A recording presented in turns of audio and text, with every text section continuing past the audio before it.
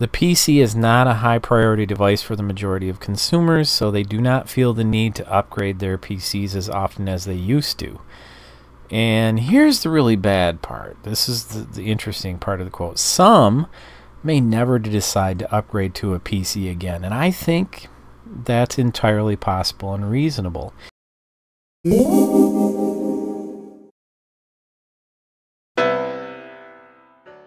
Welcome back to Fast Gadgets. I'm Mark, and this is Pixie, and we're here to talk about the dismal PC sales and what's going to happen in our future with PC sales. So, InfoWorld released an article called 11 Predictions for the Future of Programming by Peter Wehner. And he had some interesting predictions, but there are two of the 11 in particular I wanted to focus on and talk about with you. The first was that he says the UI design is going to get even more complicated as PCs continue to fade.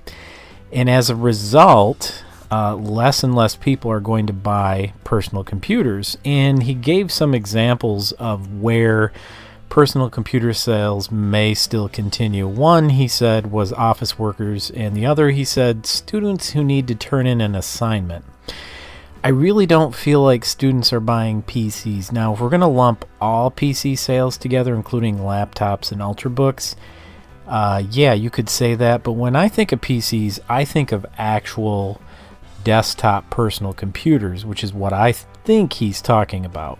He says that the complexity of the UI is going to be quite a challenge for programmers.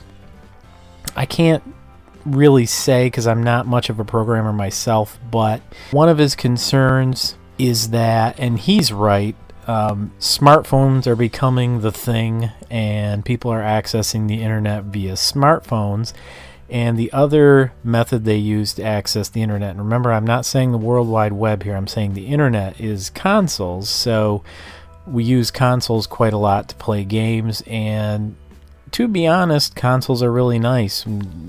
Basically, you take it home, you buy a game, you can get it online and download it, or you can buy a disc, and theoretically everything should work just perfectly and you should be able to get online. Now, one thing I do have to say, I bought a PS4 for my wife, and when he's talking about the complexity of the UI on the PC, personally, I think the UI on the PlayStation 4, although it's not complex, it's confusing as all get out. There's so many different options and settings. It's quite a pain in my opinion. Peter says that the PC sales issue is going to bring about the end of openness, and this is very interesting.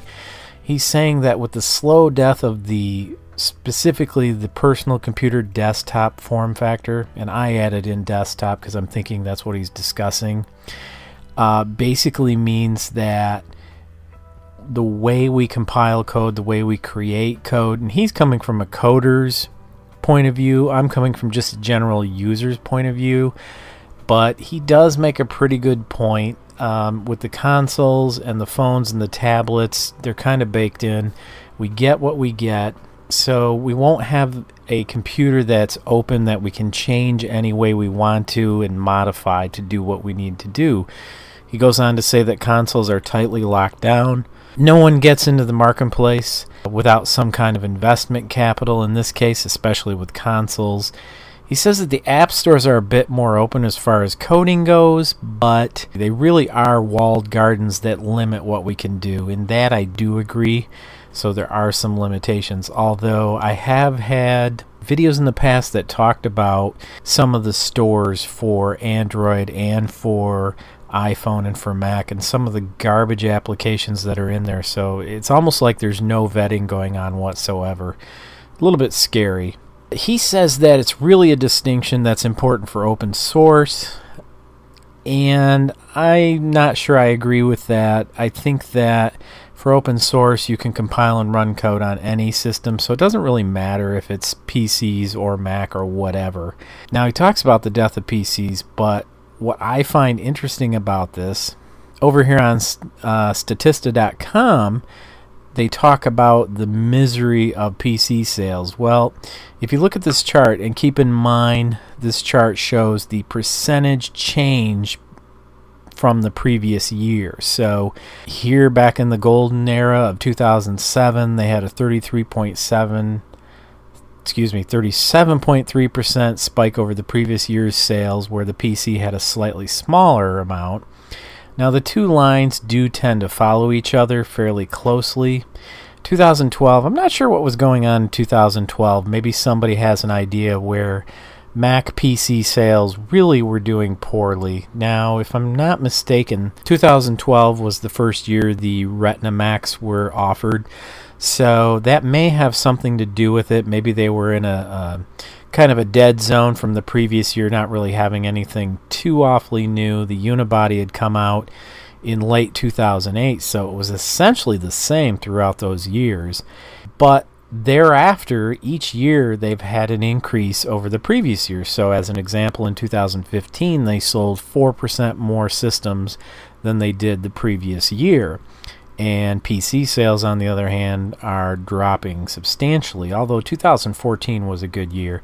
And I am curious to see how 2016 turns out. We'll be getting some stats on that pretty quick. But an 8% drop in personal computers sales over the previous year is quite stunning in my opinion. And it is something that's concerning. When you think of the ability to do anything with a PC, you can basically build it the way you want it. You can put in the hardware that you want. You can put any operating system on it within reason. You can even make a Hackintosh if you want to, and people are doing that. So they're making what they want. So to me, with the PC sales decreasing, we're going to see a couple of things. One, like I talked about before, is the digital divide, where your average student isn't really going to have any experience with a computer. Well, where are computers used most of the time? Really in the workplace. Now, the other thing I was thinking about the article, the 11 predictions article, the author said that students turning in assignments was one of the other major uses, and I don't see it that way. I see it with professionals who are doing graphics intensive work or video editing, maybe CAD, or possibly those who are playing games who still like to have their own system and set everything up the way they want it to. Kind of reminds me of how people used to take old cars and mod them and do things with cars. Well, that's kind of what I see the PC as. So it looks like the PC may become a niche market. ZDNet posted an interesting article about us stop worrying about the slippery slope of PC sales and just face the facts that it's going to get worse probably before it gets better. And this particular section here I found really interesting. He quoted a Gartner analyst, and he said, "The PC is not a high priority device for the majority of consumers, so they do not feel the need to upgrade their PCs as often as they used to." And here's the really bad part. This is the interesting part of the quote. Some may never decide to upgrade to a PC again, and I think that's entirely possible and reasonable. Some people need, a smartphone, and then maybe they'll buy a tablet, which is less and less likely these days. And then finally, they might end up purchasing something else, maybe an Ultrabook or an Ultra Portable, or more likely, what it's looking like is, of course, PCs. So Apple's been doing really, really well in the PC sales. Here's another article from ZDNet that I thought was really interesting. It says Apple's disgracefully outdated Mac lineup is killing sales. Is it, though? Is it killing sales? I mean, they're doing really good, so I would say probably not. Depends how you want to phrase that. Is making killing sales like they're doing well, or it's killing sales like they're not doing so good? And we look at the age of some of these systems. Now let's see what the date was on this particular article. October 13th, 2016, so not that old. The MacBook, 177 days. iMac, 366. That one's a little old. A year, yeah, I could see it being close to time to do a refresh. Retina MacBook Pro, well, that one's out and it's new now, so he was a little bit behind the curve there. MacBook Air, very old but still a good system. Mac Mini, disastrous. The Mac Pro, I don't know what to say, but people are still buying the Mac Pro, and the author himself points out that for that type of antiquated hardware, people are still willing to pay $3,000. Now, I don't see it as that ancient. I think we're a little bit quick to throw away our technology and replace it with something new, and I really don't think we need to do that quite as fast. Case in point, look at the dismal processor sales. Well, not the processor sales, but the processor performance of KB Lake over Skylake. Really not that big of a deal. I hate to say it, I'm just saying. And one of the things about PC sales was it this article. I love the picture here. Maybe we should just go back to 1980s and get ourselves a nice system. But they're saying with the decline in 2016 and the continuance, they think in 2017, Skylake VR and NVIDIA 10 series graphics cards just weren't enough to stop the failing sales. So we know the gamer market is definitely a niche market. It's not a huge segment.